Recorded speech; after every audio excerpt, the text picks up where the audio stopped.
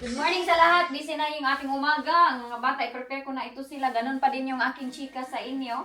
Maganito lang ako kasi ngayon meron tayong sunlight. Nag-contact yung aking friend na classmate ko dati, si Ruby Joy. Nagsabi siya, Mars, anong plano mo sa lupain mo? Sabi ko, Mars, wala pa akong masasabi. Kasi palagi kaming nag-uusap niyan. Tapos sabi niya sa akin, ano yung plano? Sabi ko sa kanya, di ba nung nandun ako sa Pilipinas, sinabi ko na mayroong magme-maintain sa aming lupain. Yun ay nanay ng aking classmate na si Ruby Joy. Sabi ko sila yung magme-maintain ng aming lupa para malinis lang siya. Kahit wala pang nakaano doon, basta malinis siya. So sabi niya, ipapaano ba daw namin yung bakuran. So hindi ko pa alam kung ano yung plano. Dahil nga nag-aantay ako sa aming mga plano-plano. Jessica! Tell tita what you're gonna do today. Tell your titas what you will do. Dance. Tell your tita there. Dance. Dance. Hi tita, Igna. Hi titas. Ayan si Inday natin. Piniprepare ko muna itong mga bata. Go get my phone. Still hoping pa din ako. So sinabihan ko siya na Mars, wag mo munang pabakuran kasi hindi ko alam kung ano yung aming plano nito. Kaya nag-change nga yung aming mga plano sa buhay. Dahil itong nangyari sa akin today. Itong nangyayari sa akin, hindi namin ito inasahan. Itong mga coke ni Wayne, ang dami-dami nito dahil nakasale to siya. Kaya nakabili kami ng madami. Naka-half price siya. Dami talaga niyang coke. So ayun yung ating chika. Still hoping pa din ako. Kailangan ko. Dali na din kayo mag-cardigan. Ay naku, itong bata nito. Itong isa, kailangan ko din ito siyang Cardigan. isak. So, ayun, yung mama niya, hindi ko alam kung magkano yung yung monthly na What's wrong? Wala. Masira yung imong damit. Ito nakikita nyo na damit ko. Ito yung palagi din kong dinabad damit sa Pilipinas dahil sobrang init sa Pilipinas. Ipa-cardigan. Are you sure you want cardigan? It has sunlight there. There's sunlight. So, pinapatanong ko sa kanya, sabi ko, Mars, tanungin mo yung mama mo kung magkano yung monthly doon sa pag-maintain niya. Hindi na ito naka-straight yung aking buhok. Okay lang yan. Ay, ganyan na lang yan. Wala na akong time mag-straight kay malate na kami nitong mga bata. Jenny, ayan, purple pa din yung, ay, naku na itong bata na ito. Purple pa din yung kanyang leggings. So, i-update ko lang kayo. Okay lang yan, Day. Sabi niya sa akin na, okay lang yan, Mars. Oy, blessings naman yan. Baka ano na daw, lalaki. Or baka, sabi ko sa kanya, iwan ko baka babae na naman ito. Ay, naku, wala talaga tayong alam dyan at hindi talaga natin hawak yung lahat ng desisyon. Sinday natin, oh. Ayan, oh. Masado ito siya pag may baby na daw kami. Jenny, can you move, please? Ako na lang yung kulang. Magsapatos lang ako. Mag-perfume muna tayo. Malapit na ito maubos yung aking Gucci. Ayan, oh. Wala na, hindi ko na pinapabili si Wayne. Kaya sabi ko, wala, patay. Ang mahal-mahal. Doon na lang ako sa Morrison's bibili. Kaya mas mura pa yung mga perfume doon. Ito kasi 100 something yan, pound. Ito. Ganito lang kaliit. 100 something yan siya. Sayang ba? Sayangan ako. Parehas lang naman yung mga baho. Ay, Gucci, ang brand lang yung binabayaran. Yung mga pero mas maganda talaga siya. O isa, ang tawag nito, amoy natin ba. Kaya update ko kayo mamaya, ihatid ko muna yung ating Inday. Dahil dito is 8:30 na. Magsapatos lang ako. Itong dito namin, nagawa na tong lagayan ng sapatos ba? Hindi sa aking sapatos, nandito yun. Aray ko. Busy yan sila, oy. Every morning yan sila, ganyan, oy. Ito yung sapatos ko. Ito yung paborito ko na bigay ni Wayne. Pero saan yung aking black na medyas? Gusto ko yung black na medyas pag nakaganito ako. Tumataba din ako. Ang aking morning is masakit yung aking ulo. At meron akong mild cramping. Hindi dati nung delayed ako, sure ball na. Ay, puro si Inday. Kay Inday Jessica din. Kasi lahat ito sila, puro ako na delayed. Ngayon same ang nangyari, pero hindi. Guys, ano nangyari sa akin? Tara na, alis muna ako ha. Okay. Ihatid ko muna itong ating Inday Badiday. Ay, naku, anak. Asa na ba yung ating cellphone? I-close ko lang itong ating mga door dito. I hope hindi malamig kaya mabuang yun ako nito sa kalamig mamaya. Aray ko. Jenny, Jessica, mag-perfume sabi. Ha? Jenny, likes the smell. You like the smell? Ako din, Jenny, para I'm madami. gonna talk. 14 na ata. Tatakbo na naman tayo nito. Na, 8:38 na nga. So, harid ko lang itong mga batita natin. Dati, hindi ko yan sila pinapadala ng iPad. Kasi sabi ko, mas maganda magbanding silang dalawa. Nako eh. Ngayon, hindi mapigilan. Kaya sometimes, pag walang dala, mag-awayan sila dito sa loob. I will drive them. Nakalimutan ko lang, hindi na ako nakamidyas in town. So, kumain lang ako ng 2 itlog. Pero nangyari, kaya expected na yan. Kung meron tayong bata, no? Expected na yan. Meron naman tayong asawa. So, magpubuntis talaga, Inday. Kasi meron kang asawa, Inday eh. I'm going back inside the Tara na. house.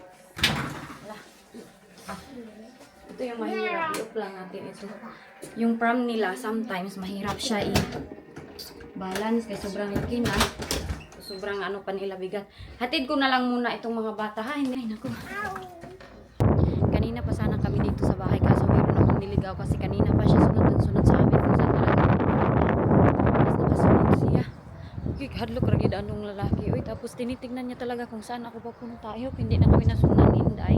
Dahil niligaw ko siya doon kami. Nagsukso kami Inday doon sa yung harapan. Instead na lumiko ako dito sa amin. Nagliko-liko pa ako kung saan pa ako pupunta. Kaya natagalan kami Inday doon sa labas. Minessage ko si Wayne. Ang katakot-takot pag yung mukha niya. Uy, nakakatakot talaga yung mukha niya. Pero baka naman nagkamali lang ako, no? Pero ano kasi, pag ilang beses na talaga. Tapos ano, nagpa slow kasi ako doon sa bridge.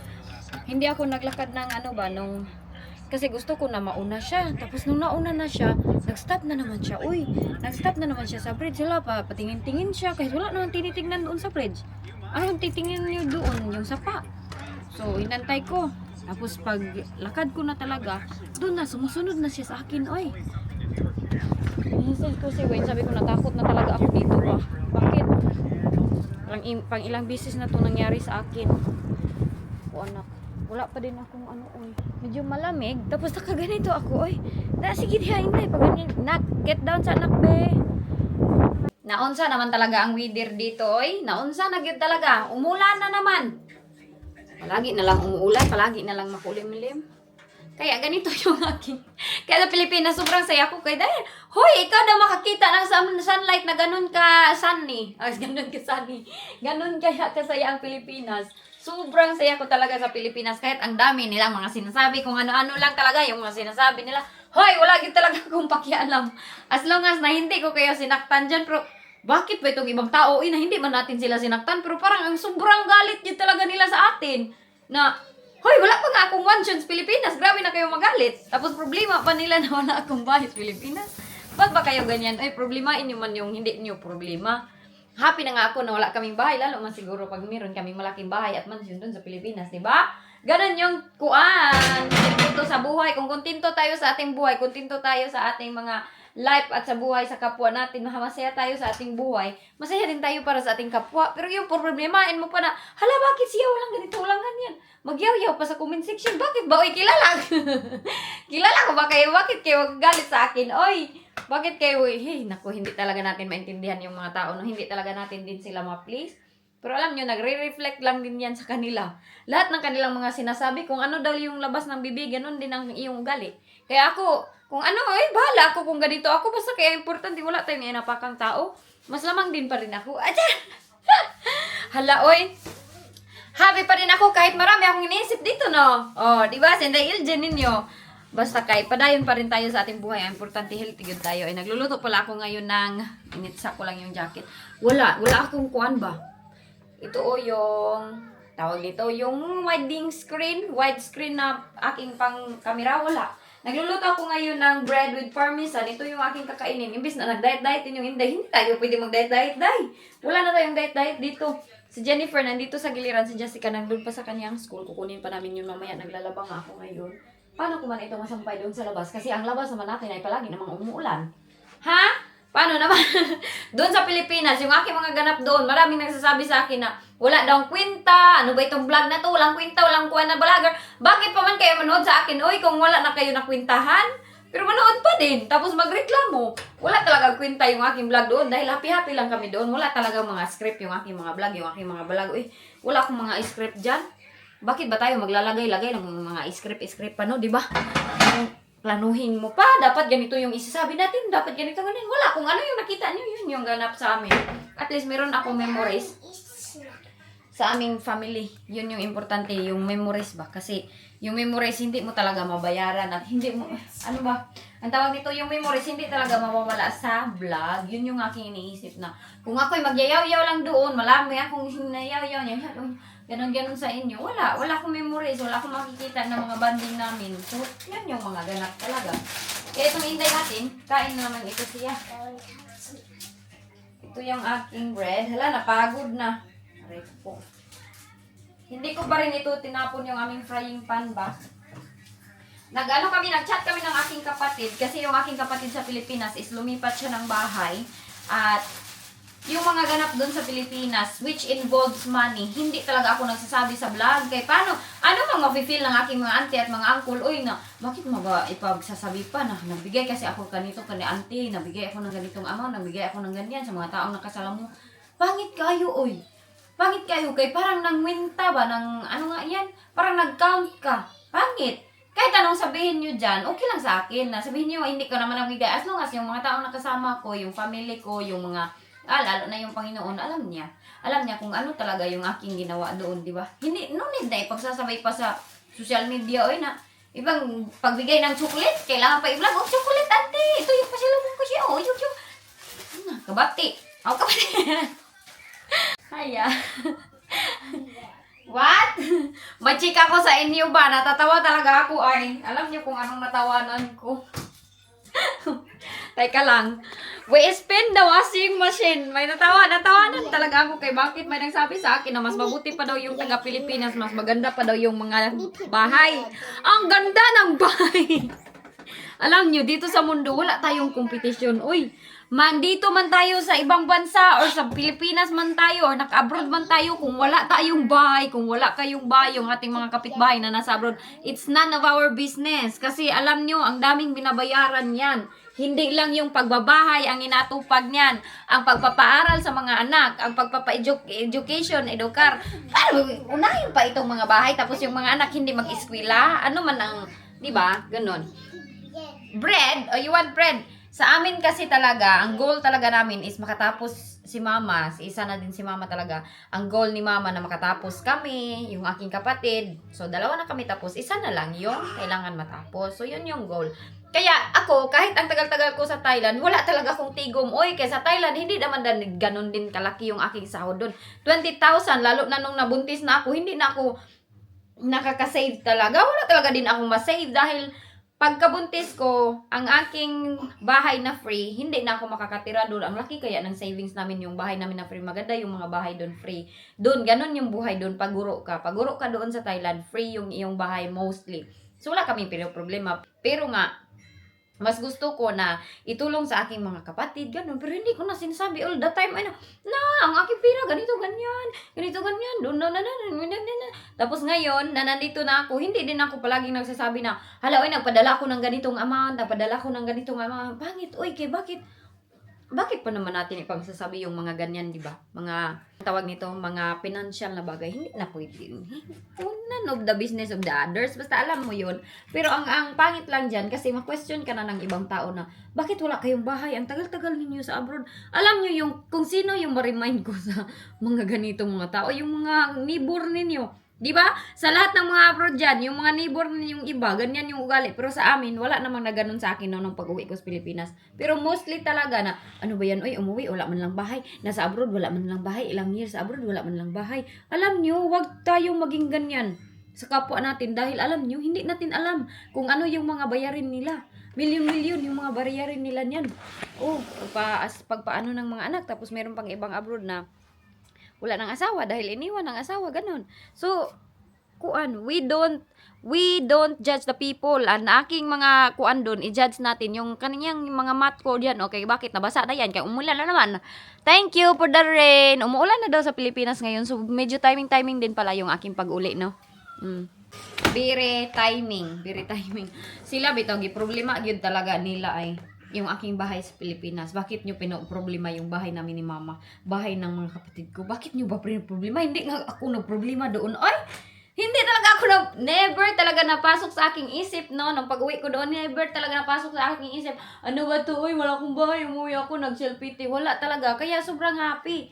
Doon, yun yung isang sikreto. Tapos yung aking uncle kasi at aking auntie, wala talaga yun silang reklamo. Mas inuunahan niya pa yung kanilang mga ugali. Wala, sobrang babait nila nun. Oy, yung mga advice nila sa akin, ate, dapat mag-enjoy ka, ate, wag mong isipin yung ganito, ganyan. Pag mabigay ako ng pera, hindi tinatanggap, ate, dapat hindi sila ganyan. Hindi ganyan yung ugali nila. Kaya, blessed na blessed ako. Palagi akong magyayaw-yaw ng ganito ba? Blessed na blessed ako dahil sa bagay na ganun pa lang, sobrang blessed ko na. Dahil yung ating kamag-anak hindi mag-expect sa atin ng malaki. Agoy, grabe yun, malaking blessing yun talaga. Dahil kung may kamag-anak ka na sobrang laki ng expectation sa'yo, dapat ganito, dapat ganyan, dapat ipasyal mo kami sa koron, sa ganito, sasama siya. Tapos alam nila na naghihirap ka dito, mahirap pag ganyan ang iyong family. Kaya ako, swerte talaga ako sa aking mga lolo, sa aking lula, ay si lula namatay naman, sa aking mga uncle, sa aking mga cousins doon, wala silang malaking expectation sa akin. Kasi alam nila na naghihirap din kami dito, hindi ganun ka-easy, uy, manirahan sa abroad, uy, akala ay namumulat ng pera, hindi, uy. Lalo na ako, wala akong trabaho. Wala pa akong trabaho. Ito lang pagbablog yung aking, di ba? At least is a big blessing na maintindihan kanila. Tapos yung mga mga pasalubong ko sa kanila, sobra na nila yung na-appreciate. Hindi man ganun karamihan, sobra yung kanilang pag-appreciate talaga. So, doon natin makikita yung totoong happiness. Kasi, pag hindi ka happy sa yung self at hindi happy ang nasa paligid mo, doon magsisimula na hindi ka talaga din magiging happy. Pero kasi happy yung aking paligid, happy yung aking family. Kaya sobrang happy ko doon. Sobra talagang happy ko doon. Pero sinasabi ng iba, fake ko lang daw yung aking happiness. Deep inside, depressed naman ako. Depressed naman talaga ako dito. Oy, sa UK, depressed ako dito. Hindi ko yan tinatago sa inyo na depressed ako. Pag nag-depressed naman ako dito, iba naman yung yaw nila. Na, ano ba to? Palagi na depression siya. Dapat magpasalamat. Dapat siya. Tapos ngayon, umuwi ng Pilipinas. Very thankful. Ano ba yan? Palaging wala talaga ako mapuntahan. Wala. Kaya kung ano yung gagawin ko, kung hindi ako tanggap ng iba, hindi ko na talaga yan problema. Ito, isa pa tong aking buhok. Bakit sobrang haba daw? Bakit hindi putulan? Bakit pa pakialaman yung buhok ng ibang tao? Uy, ganyan din yung problema ni Madam. Yung aking isang friend. Kasi yung buhok niya din, pinapakialaman. Kung kayo daw, sabihan ko na, hoy, putulan mo kaya yung buhok mo. Para hindi ba kayo ma-offend? Pag sinabihan kayo ng inyong friend, hoy, putulin mo na ang buhok. Uy, kay bati, kay kagnang anak. Hala, hindi kaya kayo ma-offend kung kayo yung ganyanan. Alam niyo na, iisip niyo, sobrang easy ng buhay namin nagbablog. Hindi din, uy. Dahil isa pa lang yung mga comment na wala kang patutunguhan, kahit anong explain, magagalit pa. Dapat nga, kami yung may karapatan dahil kami ang kami ang dahilan dahil may salary kayo. Sila pa yung mangwinta, yung mga nagko-comment ng masasama. Pero yung nagko-comment na magagandang comment, wala talaga silang sa isa amin na. Dahil dyan na, wala talaga. Kahit ni isang request, wala. Pero hindi masaya buhay nila dyan. Iwan ko ba dyan? Uy, bakit ba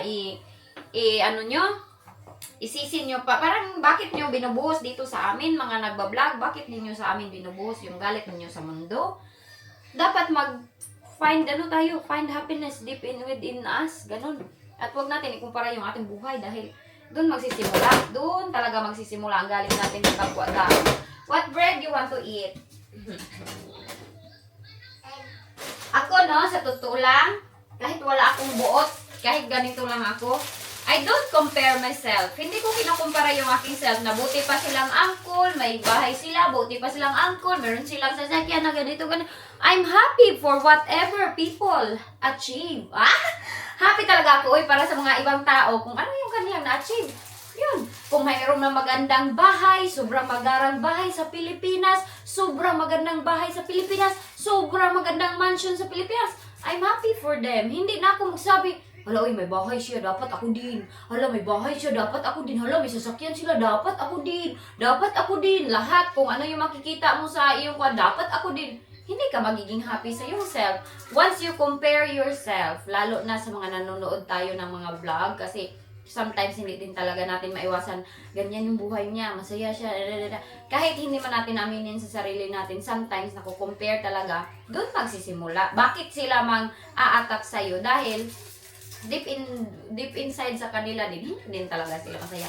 Kasi ako, alam ko yung mga tao na nagko-comment dito sa baba. Here. Na what kind of bread do you want? Ay, ito pala yung, nako, ito pala yung gusto niya. This? Okay, that toast. Sayang na yan. Yung mga taong nag-comment sa akin dyan sa baba na sobrang masaya lang talaga sila always, na palaging nag-advise. Ako, tumatanggap naman ako ng advice. Pero yung mga below the belt na kung ano-ano lang yung sasabi, hindi naman yan tama. Oy, naghanap ka lang naglalaki doon sa Pilipinas. Anong lalaki? Oy, palagi nga akong kasama ko, yung mga cousin ko, yung mga kapatid ko.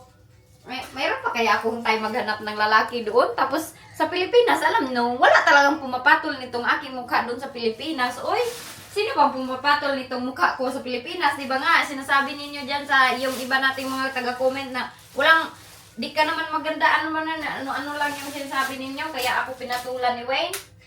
Kasi totoo din naman yan, walang papatol sa aking Pilipinas. Kung isipin ninyo, ng lalaki ako doon, uy, paisip nyo na talaga yun. Kaya yun, yung mga tao nagko-comment dyan sa baba na super happy lang sila, alam ko, they're very successful sa kanilang life. At very happy sila sa kanilang life. Dahil once you're happy with your life, you're happy for others as well. Ganun lang. Kasi nga, yung sabi nga ni Tony Gonzaga, yung tao na hindi happy sa success ng ibang tao, that means she or he himself, she herself, she's not happy or he's not happy as well sa kanyang buhay. Ganun lang yun. Ganun lang talaga yun. Kaya mas maigi na maging masaya tayo, no? Di ba? Pag masaya kasi ang isang tao, nakikita natin yan na sobrang kontento niya sa kanyang buhay. Oh, nagliso na si Inday Elgin. Sabi nga ng aking papa, naging pastura naman itong aking anak. Dubala ako sa kanya doon. Alam niyo, ang aking papa nag-request ngayon yun na gusto niya ng, pero hindi ko siya nabalikan. Sabi ko nga sa kanya, pa, pag hindi ako nakabalik dito, huwag ka lang tampo. Huwag ka na magtampo-tampo pa. Kasi pag nagtatampo ka, magbabay-babay lang ka lang dyan ng mga airplane. Pag merong magbabay-babay ka dyan sa silda, gano'n.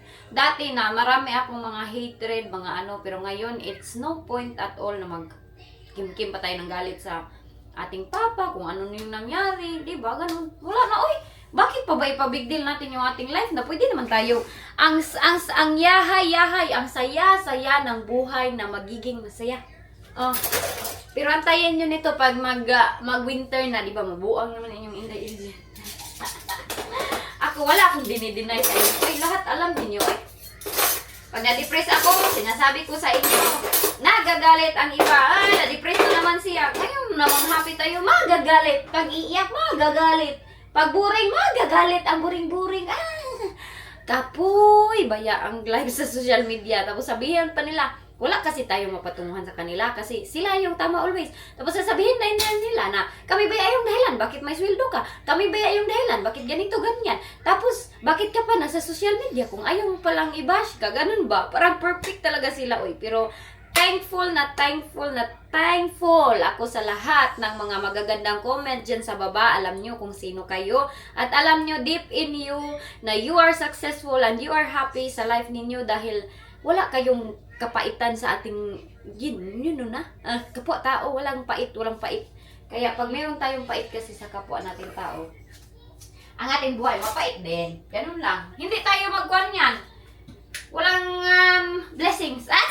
Walang blessing. Basta ako, padayon talaga ako. Patuloy ako sa aking mga ginagawa. Kung ito mga aking salita is very paspas na. Kung ito man ang aking character is hindi tanggap ng iba. Wala naman ako dito, para di ba nga, yung ating mga lahat ng wala talaga. Hindi natin ma-place. Mga artista, ang daming ang bashers na feeling natin sobrang perfect na nila, di ba? Pero mas marami din yan sila mga bashers. Feeling ko, ano pa bang mababash natin sa mga artista, di ba? Ganun. Pero konting mali ng artista, konting mali ng ganito, ganyan. Yung mga malalaki ng mga tao na kilala talaga ng, puno ng bash. Pero pagkailang mga buwan, mawala lang man din yan sila, Lumilipas ang panahon. Ganun yung sinasabi nila. Kaya, pag mayroong nang attack sa inyo, pag mayroong magsabi sa inyo na masasakit na salita or yung mga neighbor ninyo, mga bash sa inyo, hayaan nyo, Huwag niyong pansinin, oy, magpatuloy kasi at the end of the day, sabi ni Diwata, sino maglilift sa iyong self? Ikaw lang. Sila, wala sila maambag sa sarili mo pag magpapapikto ka sa kanila na, ay naku, yung iba nga, huy, merong iba dito, may isa pala dito, no, sabi ni Wayne. Dahil sa media daw, ano, ay, nag-ano siya, nagpakamatay siya. Kaya hindi niya nakayanan yung lahat ng mga bashing sa kanya. Ako, bakit mo kukunin yung kuan, di ba? Ganun. So, merong iba, hindi nila kaya yung mga criticism. Criticism. Pag hindi na nila kaya, ayun na. Puputulin nila. Iba't iba kasi yung problema. Patuloy akong lumalaban no, sa aking depression. Patuloy ko itong nilalabanan talaga. Dahil alam ko na kaya ko at alam ko na kahit ganito lang ako, kakayanin ko lahat. Hindi man yun talaga ako perfect. Oy, kung makita niyo bati, pangit yung aking batasan, makita niyo immature ako, makita niyo wala talaga akong ka-mature at very informal. Informal pala. Ay, nako, problema na nang nagpagtingin sa akin at problema na niya ng ibang tao kasi basta ako hindi ko na yun problemahin. Bakit ko pa ba problemahin i-please yung ibang tao kung hindi sila masaya para sa akin, di ba? Yung akin lang, yung masaya lang din na masaya sa mga ganap sa sarili, di ba? Ganun lang, lahat tayo ay mawawala din tayo dito sa mundo. Yung mga bahay, mga gagarang bahay, mga maraming pera, mga mamahaling bag, mga mamahaling gamit, lahat-lahat, mga sasakyan, mga ganito, ganyan. Hindi natin madala. Yung mga ka-famousan natin sa life, hindi natin yan madala. Lahat maiiwan lang at lahat, hindi sa atin ito lahat. Hiniram lang natin ito, Panginoon. Wala tayong karapatan dito na mag-angkon-angkon ng ating mga kuwan. Wala. Lahat ito ay blessings lang din ng Panginoon. Kaya be thankful of what we have. Naluto na ang bread and dye. Cherry eating yung ating mga bata. Ayan, nakita namin yung mga cherry. Ang dami-daming cherry ni Indoy. Kumain na sila ng cherry. Paborito kasi namin ito. Sobrang sarap. Is it yummy, anak? Ha? Yummy.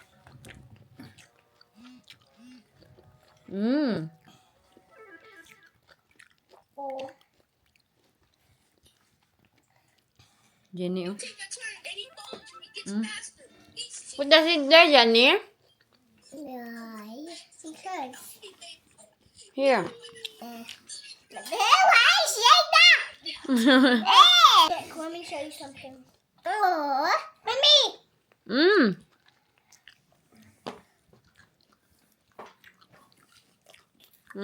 Yummers. Kain tayo. Hello sa inyong lahat. Si Inday Iljan ninyo ngayon para na akong nabuang ito kaya ang sakit-sakit ng aking ulo. Last few days kasi meron akong problema. Hindi ko ma-explain kung bakit. Pero laban lang tayo sa ating buhay, no? At ako ngayon, magliligpit ako. Itatry ko yung aking best na magligpit. Yes, anak? Good job. Nandito pala si Inday Jenny. Ayan, nag-wihis na ito siya. Si Jessica nandun na sa kanyang school. Say hello. Good morning. Ina, kamusta? Mayain na si Inday. Ganyan na siya. Hindi na siya makulit. Dati pa. Sabi niyo sa akin na sobrang kulit ng aking anak ngayon. Nag-change na talaga si Inday. Miss na miss ko yung kanyang pagkakulit dahil wala na kaming baby dito sa bahay. Ako na may ganito. Ganun pa rin ako.